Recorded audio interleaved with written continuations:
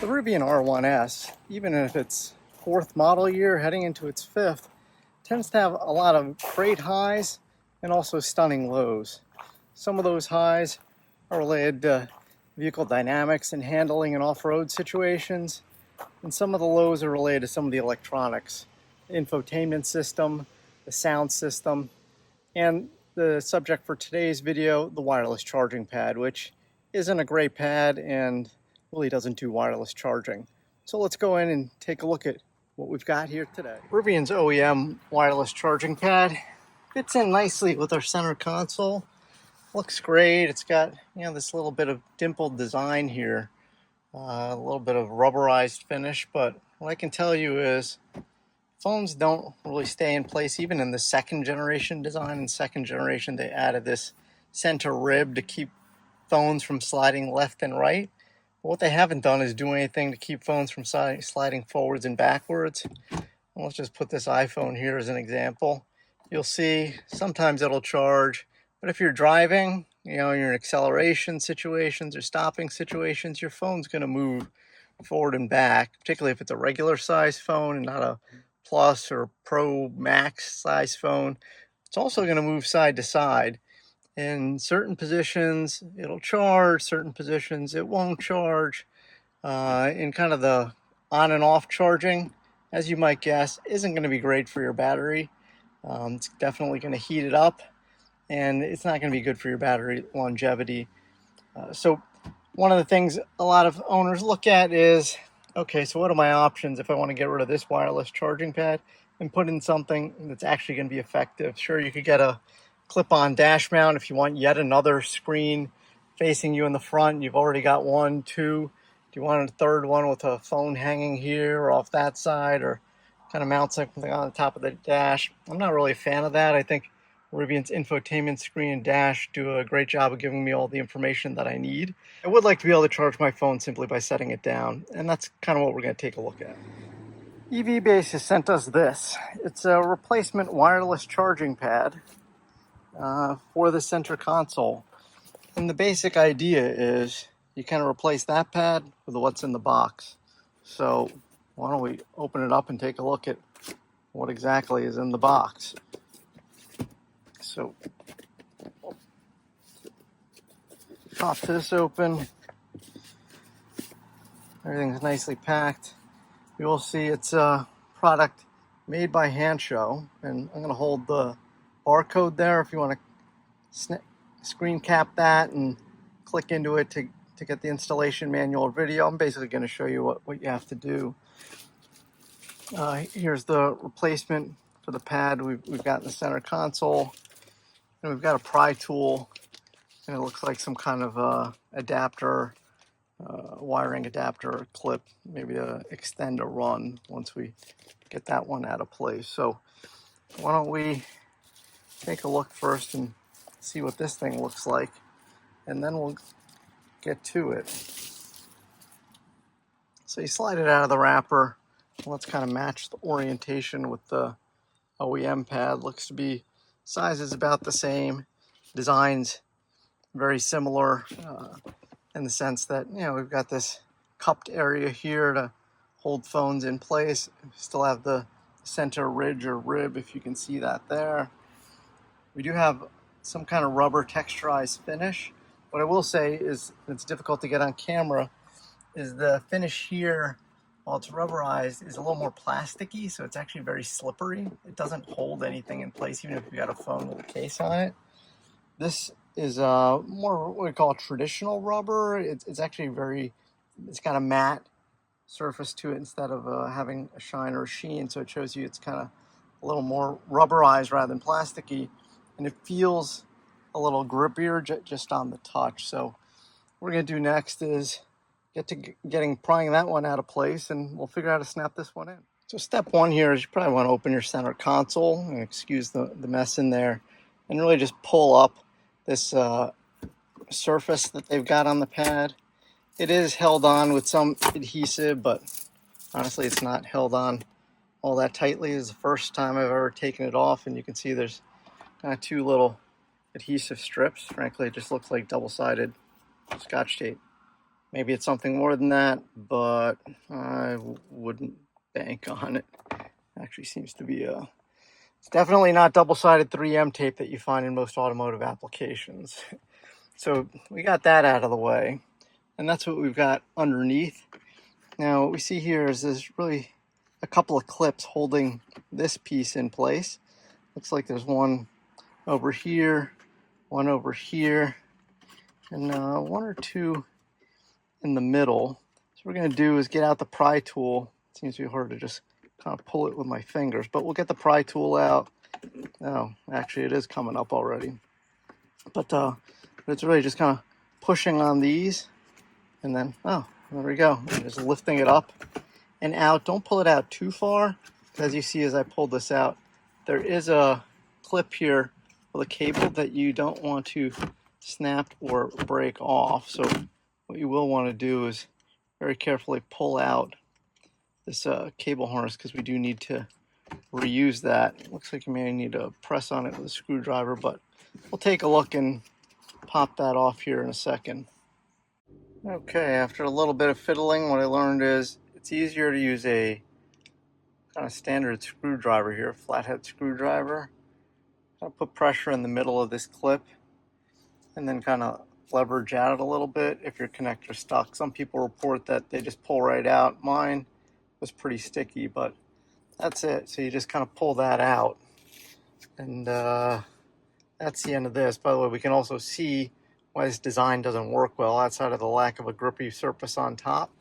The problem on the back side is there's no heat sink, so there's no way for the heat being generated in the pad to get relieved or released easily.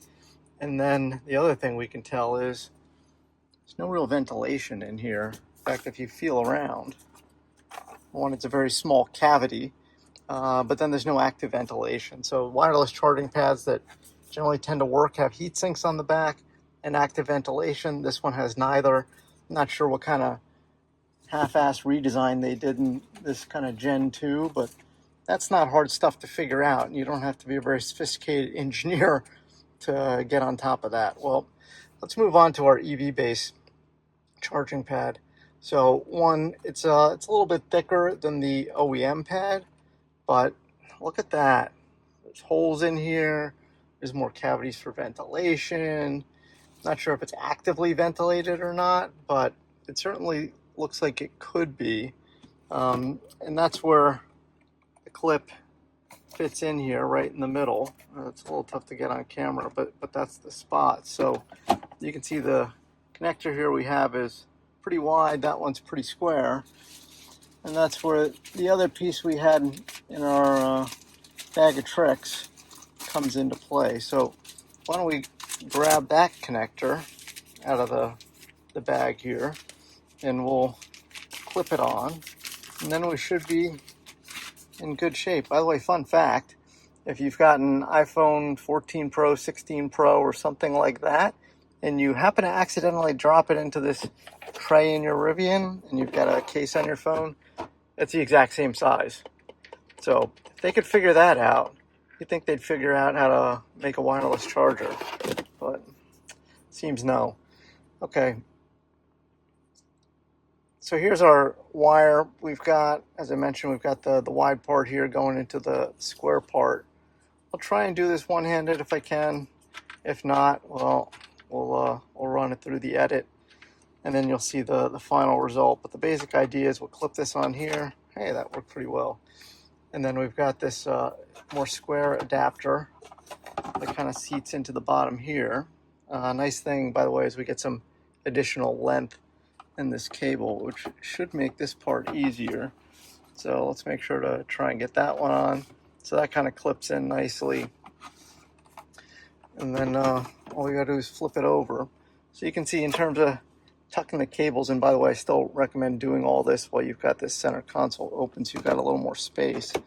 Just make sure you kind of get your wires tucked in underneath here before you set this in place. This does have a couple of retaining tabs to hold it in place. It looks like there's three, one here, and one here.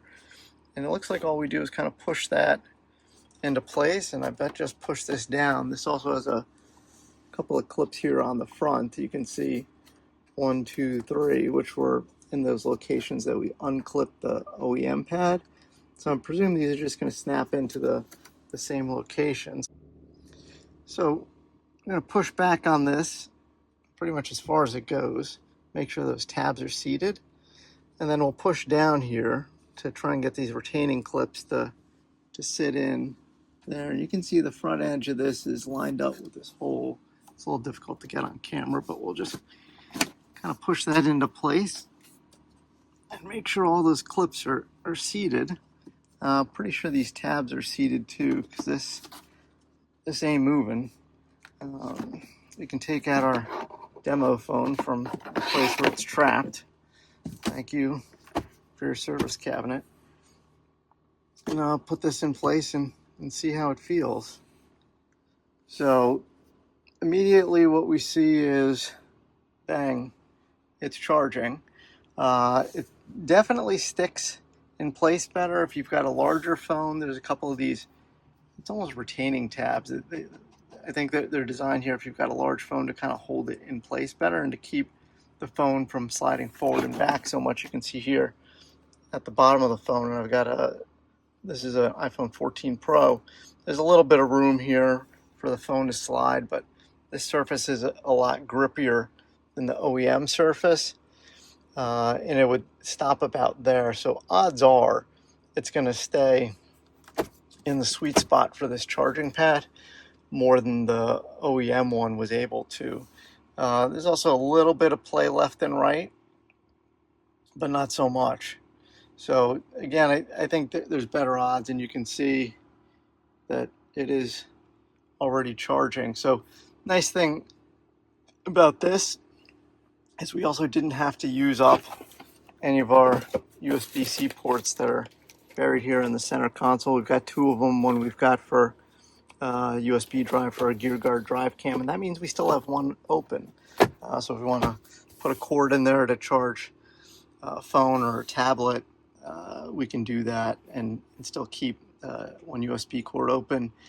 The other nice thing about this is, if you've noticed, we've got 2 USB-Cs here on the outside and a USB-A. So not only did we keep the USB-C open in the center console here, but we've added 2 USB-Cs and a USB-A in addition to the 2 wireless charging pads that actually seem to work better.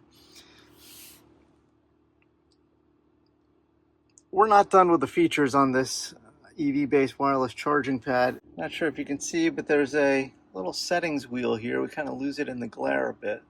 But if we press on that, what we'll end up doing is enabling the ambient lighting. And you can see there's an ambient lighting strip built into the perimeter. Kind of walk around with the camera of this device. So when it's off or in daylight, it kind of matches the silver trim here pretty nicely. So it kind of matches up with the rest of the silver trim aesthetic of the inside of the 2nd gen Rivian R1. And then as we get closer, or I'm sure more at night, you'll see we can toggle and change through different sets of colors. So we've got the green, you got a yellow here, purple, blue, which in Rivian's ambient lights aren't very great. They're actually on right now and you can't see them at all.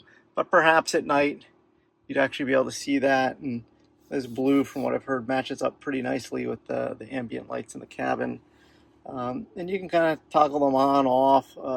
It looks like we even have this rainbow mode, which is, it's just cycling through different colors. So you got a little extra personality in the center console here if you're Rivian R1S or R1T. That's almost more like a little bit of a disco mode. Let's see if I can get you a little shade here to see that better on camera. So if you like that, have at it. That's even more of a rainbow mode. You've actually got multiple colors present at once, kind of walking their way around. So as you can tell, I only turned this on as we plugged it in, and we all experienced it in real time. But that's kind of the standard mode. These lights and colors are off. You can turn them on. That's more of a whitish color. There's a little bit of a glow here on the perimeter as well. It's also difficult to get on camera in these lighting conditions. But if you're kind of looking at it from above, it's pretty solid. So I think if you're looking at ways to improve the functionality in your Rivian R1S or R1T, and you've got a first or second gen one, you already know that these wireless charging pads really don't do much of anything in the factory setup. And this one's still charging. So, looking at this EVBase option, now that I've installed it, I like it. I'm going to keep it here and run this. So it does add a little personality. It adds more function, and frankly, kind of should have been something that was here to begin with. And I do like the addition of the extra USB-C and trick USB-A ports. A lot of car manufacturers these days think USB-A is not that important, but you still have a lot of USB-A cables and USB-A accessories. That comes in really, really handy, and this way you don't need a USB-C to USB-A converter. So that's what we got. That was a pretty easy install once we got that retaining clip removed. Everything you need comes in the box, and we'll see how that runs over some time. But I'm very pleased with it on first impressions, and hope you enjoyed the video. If you haven't already liked and subscribed, we appreciate your considering subscribing to our channel. We've only got, we're still trying to push for our first 1,000 subscribers. So if you can help us with our push to our first 1,000 before the end of the year, we'd very much appreciate it. If you've got other types of things you want to know about the Rivian R1S, let us know. We've obviously got one here. Or if you want to know things about a Cybertruck, well, we've got one sitting back there too. So we can provide insights and information about that. And we've also got a 2023 Model Y Performance kind of lurking in the background. So that's it for today. Hope you enjoyed it. Happy charging.